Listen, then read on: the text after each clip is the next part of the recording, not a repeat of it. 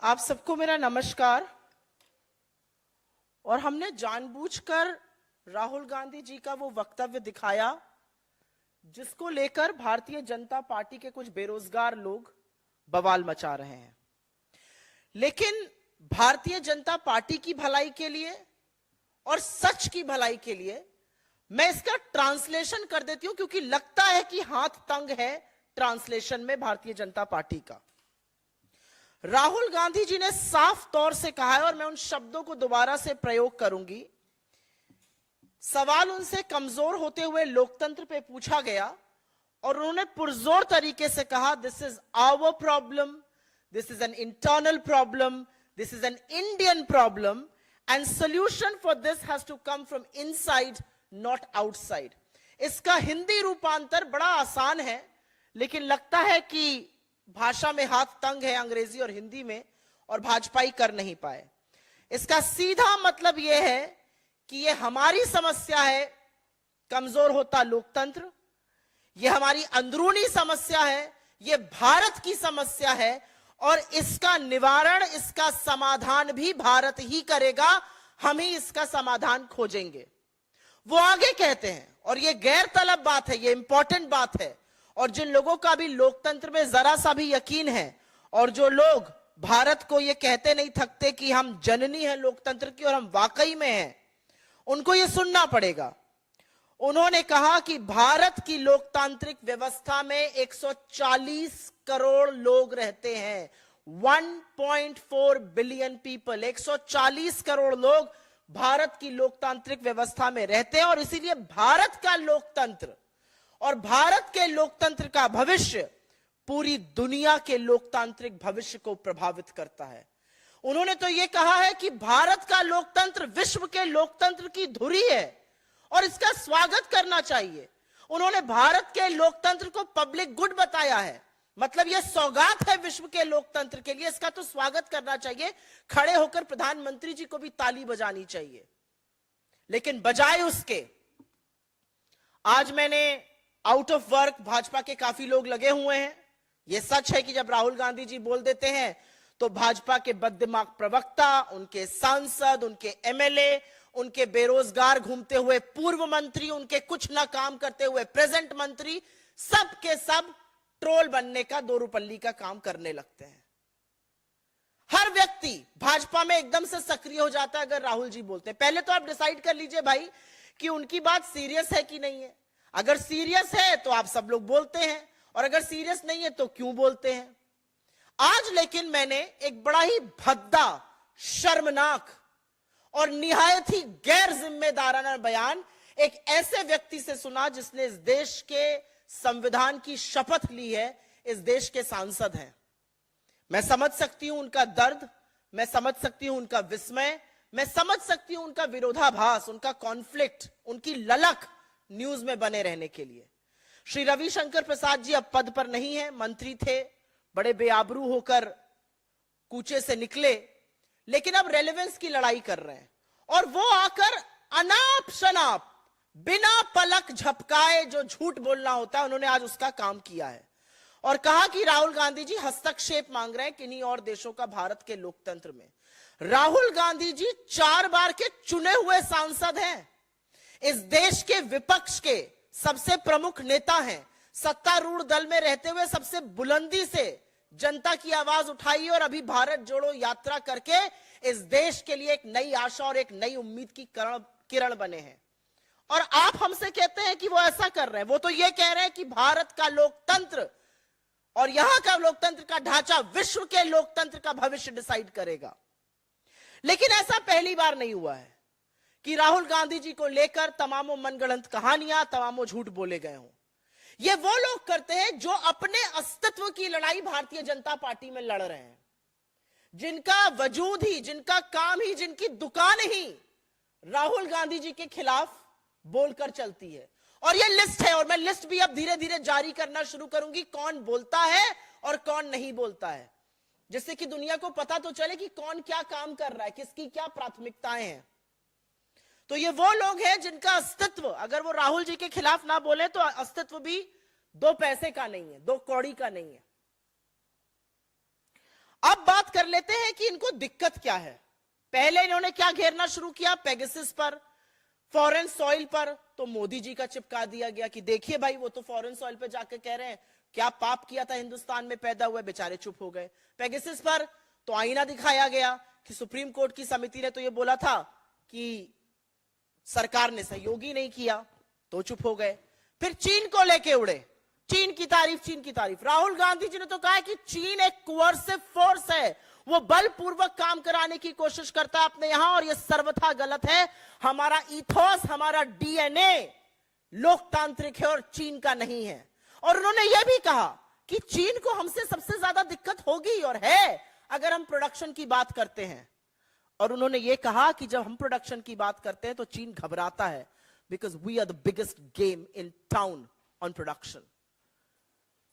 इस बात का जवाब तो मोदी जी पहले ये एक्सप्लेन करके दे कि $100 बिलियन का व्यापार घाटा क्यों करके बैठे हुए हैं, नतमस्तक क्यों हो जाते हैं, जी हजूरी क्यों करते हैं, 20 जाबाजों की शहादत का बदला कैसे लेंगे।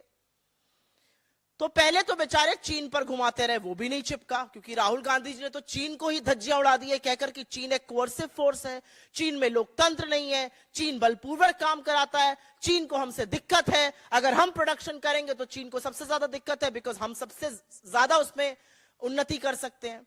फिर बेचारे, और ये स्क्रिप्ट है, पहले चीन पकड़ लो अपने मित्र को, फिर दूसरे मित्र पाकिस्तान के पास पहुंच जाओ, फिर पाकिस्तान को लेकर आ गए। पाकिस्तान पाकिस्तान, अरे भैया अभी तक ये देश समझना चाहता है कि लाहौर क्या करने गए थे, कौन सी बिरयानी खाने, कौन सी सेवई खाने, वो बताएंगे नहीं।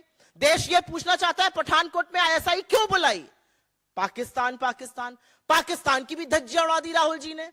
राहुल जी ने कहा पाकिस्तान, किसी ने उनसे सवाल पूछा पड़ोसी देशों पर कैसे रिश्ते होने चाहिए, पाकिस्तान का नाम लिया, उन्होंने कहा मुझे लगता है कि पड़ोसी देशों से अच्छे संबंध होने चाहिए, सामान्य संबंध होने चाहिए, समन्वय होना चाहिए, लेकिन पाकिस्तान की आतंकी गतिविधियों को देखते हुए, पाकिस्तान की काली करतूतों को देखते हुए ऐसे संबंध बनना स्थापित नहीं है। अब वो भी सुई टपक सन्नाटा हो गया कि भाई पाकिस्तान भी नहीं चिपक रहा है, तो एक ये नया एंगल मनगढ़ंत कहीं से निकाल लिया। लेकिन ये मैंने दूध का दूध और पानी का पानी कर दिया कि उन्होंने क्या कहा था कि this is our own, our internal and an Indian problem, जिसका सोल्यूशन हिंदुस्तान ढूंढेगा, लेकिन हिंदुस्तान का जो लोकतंत्र है वो विश्व के लोकतंत्र की गति, नीति, दिशा और दशा डिसाइड करेगा। एक बात मैं और कहना चाहती हूं, आपको बड़ी आपत्ति है, चाहे वो बेरोजगारी पे बोले या महंगाई पे बोले या अडानी पे बोले या चीन पर बोले, किसी चीज पे भी, कोरोना पे बोले, आप आइए ना सदन में बहस करिए, करते हैं दूध का दूध पानी का पानी। आप बहस नहीं कर पाते, बहस से भागते हैं। जब अडानी पर बोलना था तो 2 घंटे 40 मिनट साहब कांपते हाथों से पानी पीते रहे। जब महंगाई पर चर्चा चल रही थी तो कहते मैं लहसुन प्याज नहीं खाती। जब बेरोजगारी पर था तो कहने लगे पकौड़ा तल लो। जब चीन पर चर्चा करने की आई तो कह दिया भैया कोई घुसा ही नहीं हुआ है, 20 जवानों की शहादत ऐसे ही हो गई, पेट्रोलिंग पॉइंट ऐसे ही चले गए, व्यापार घाटा ऐसे ही बढ़ गया। यह असलियत है मोदी सरकार की। आइए सदन में जो राहुल जी ने कहा हर चीज पे बहस कर लीजिए। लेकिन इसमें एक जो पुट है ना, वो थोड़ा सा जलन का भी है, और मैं बताती हूं क्यों, समझाने की कोशिश करती हूं। भाई साहब तो 2002 के बाद ना अमेरिका जा पा रहे थे ना यूके जा पा रहे थे, ब्रिटेन ने उनके ऊपर 10 साल का प्रतिबंध लगा दिया था, ब्रिटेन उड़कर जा नहीं पा रहे थे, अमेरिका भी आने की परमिशन नहीं दे रहा था। और यहां पर विपक्ष के एक नेता को दुनिया की सबसे पुरानी यूनिवर्सिटी 1206 में स्थापित कैम्ब्रिज, जो कि विश्व विख्यात इंस्टीट्यूशन है, वो लेक्चर के लिए बुला रही है। यहां पर तो ब्रिटेन के सांसद राहुल जी को सदन में बोलने के लिए बुला रहे हैं। तो थोड़ा सा एक जेलसी का, एक कॉम्प्लेक्स का भी पुट है, वो मैं समझ सकती हूं। लेकिन भारतीय जनता पार्टी को, इस देश के चुने हुए प्रधानमंत्री को, चुने हुए सांसदों को, मंत्रियों को यह डिसाइड करना है कि संविधान की पद की शपथ लेकर क्या आप लगातार झूठ बोलने का, लगातार ट्रोल बनने का काम कीजिएगा। करिए आप ये काम, हम नहीं घबराते आपसे, क्योंकि यह सच है कि जब राहुल गांधी जी एक शब्द बोलते हैं तो आपके पैरों के तले से जमीन खिसक जाती है। यह सच है कि जब राहुल गांधी जी चीन पर या पाकिस्तान पर बोलते हैं तो आपको समझ में नहीं आता आप घेरे किस पर। यह सच है कि जब वो बेरोजगारी और महंगाई पर बोलते हैं तो आप इधर उधर ध्यान भटकाने की कोशिश करते हैं। और यह सच है जब वो इस देश के लोकतंत्र पे बोलते हैं और ये कहते हैं कि अमेरिका और चीन के बीच में भारत एक अहम भूमिका निभा सकता है, भारत का भूमिका अहम होगी लोकतंत्र को स्थापित करने में, तो आपको समझ में नहीं आता और आप डिस्ट्रैक्शन का काम करते हैं। मेरा अपना मानना है, राहुल गांधी जी ने जो कहा है भारत के लोकतंत्र के बारे में, यह हमारी इंटरनल प्रॉब्लम, हम इसका सोल्यूशन लाएंगे, लेकिन 140 करोड़ की इस लोकतांत्रिक व्यवस्था का लोकतंत्र कैसा है और कितना मजबूत है, इसका प्रभाव पूरे देश पर पड़ेगा। इसमें मुझे किंच मात्र भी कोई गलत चीज नजर नहीं आती, कोई आपत्ति नहीं होती है। तो सबसे पहले मुझे ऐसा लगता है, सांसद होने के नाते रविशंकर प्रसाद जी अपने बोले हुए माया जाल, अपने बोले हुए झूठ पर माफी मांगे और यह सरकार अपनी पोजीशन क्लियर करे कि इनकी क्या पोजीशन है, चीन पर क्या पोजीशन है, पाकिस्तान पे क्या पोजीशन है, इनकी क्या पोजीशन है महंगाई पर, बेरोजगारी पर, और ये क्या करना बंद करेंगे कि इस देश का लोकतंत्र सुरक्षित, स्वस्थ और मजबूत रहे। I will very briefly make a statement in English. You just heard Mr. Gandhi, and he made a very powerful statement as far as the democratic values in India is concerned. There was no doubt in his mind, and he said this is our problem, this is an internal problem, this is an Indian problem, and we will find solutions within India.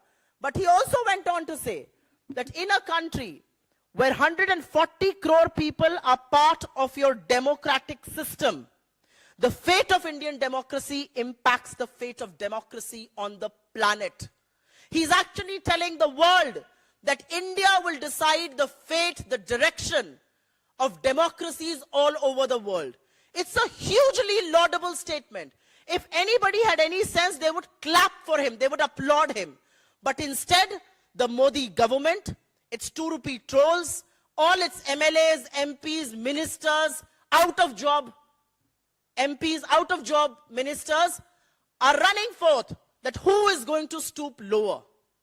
And that is what this is about. Every time, each time Rahul Gandhi ji gives a statement, the BJP is rattled. ये बौखलाई हुई Bharatiya Janata party आपको नजर आ रही है. And quite frankly, the BJP tried to first say foreign soil. We said this is what Mr. Modi had said on foreign soil. He was actually saying that people in India were cursing their luck for being born in India. Then they said Pegasus. We said, why did you not cooperate with the fact-finding committee in the Supreme Court? They then came to China. Mr. Gandhi went on to say China is a coercive force. China has an issue with us when we increase our production because we are the biggest game in town. Mr. Modi had nothing to say to that.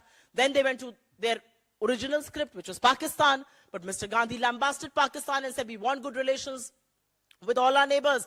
But the kind of terror activities that Pakistan indulges in, it doesn't make it possible for us to have normal relations with them. And so Mr. Ravi Shankar Prasad today, who used to be a cabinet minister, and of course was very, I would hate to say this, use the word, but very rudely and unceremoniously shunted out, is today fighting for political relevance.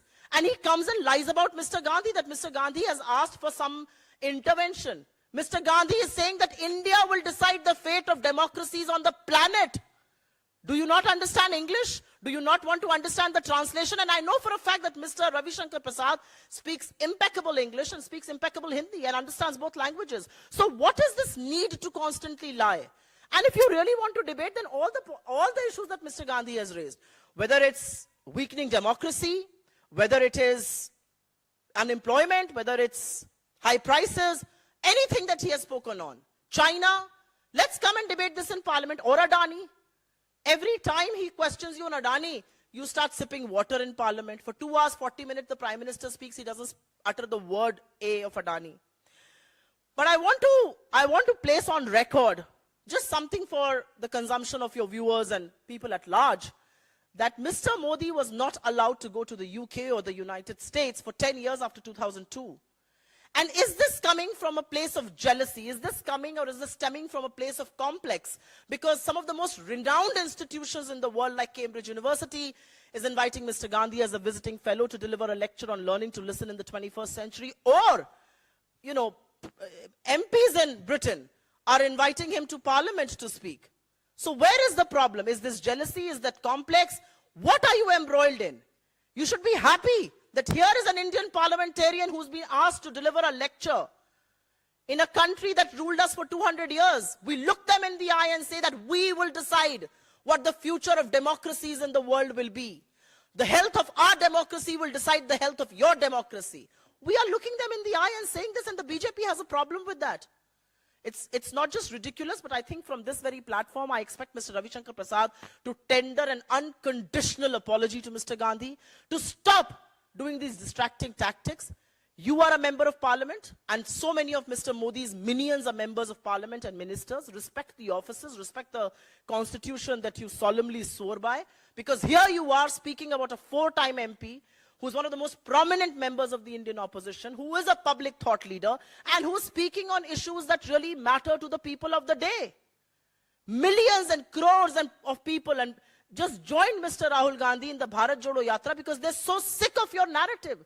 They're so sick of how you're handling this country. When are you going to learn those lessons? With this, I think we will end this statement. We cannot condemn what Mr. Ravi Shankar Prasad has said more than we have.